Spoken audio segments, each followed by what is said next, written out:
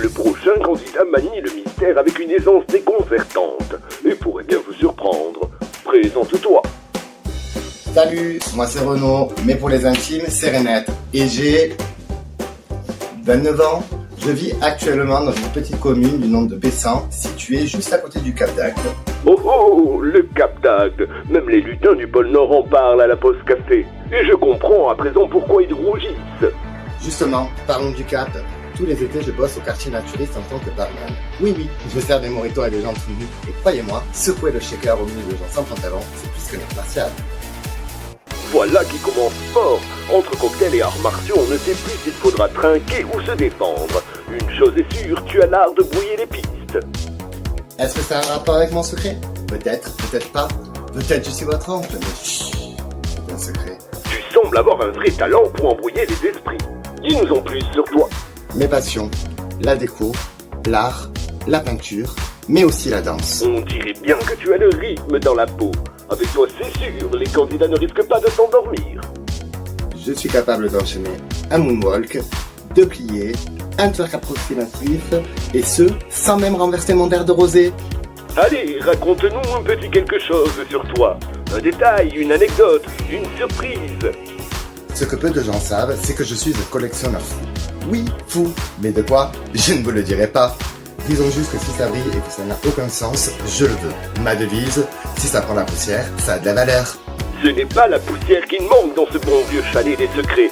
Mais dis-moi, qu'est-ce que tu ne supportes vraiment pas? Je déteste ces hypocrites. Chez moi, c'est 50-50. Si tu veux un service, tu amènes les chips. Je dois avouer que j'ai un petit peu de mal à te cerner. Et c'est justement ce flou intrigant qui m'a plu chez toi. Si je devais me décrire, je dirais que je suis plutôt casanier. Pas par flemme, mais par amour de la paix royale. Et chez moi, c'est plutôt option, plaid et pantoufles.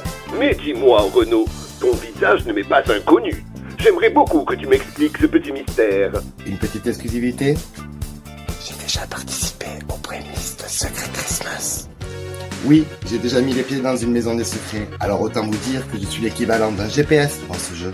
Pour être aussi sûr de toi, j'imagine que tu as déjà une stratégie de choc pour survivre à Secret Christmas, non? Observer sans parler, écouter sans juger et piéger sans prévenir. Je vais prêcher le faux, semer le doute et créer des crises existentielles avec un sourire de bisounours.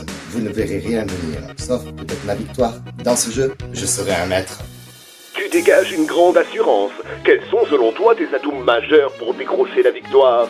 Mes atouts, ma personnalité unique, mon petit côté mystérieux et cette capacité à faire douter même les miroirs. As-tu un message pour les autres candidats?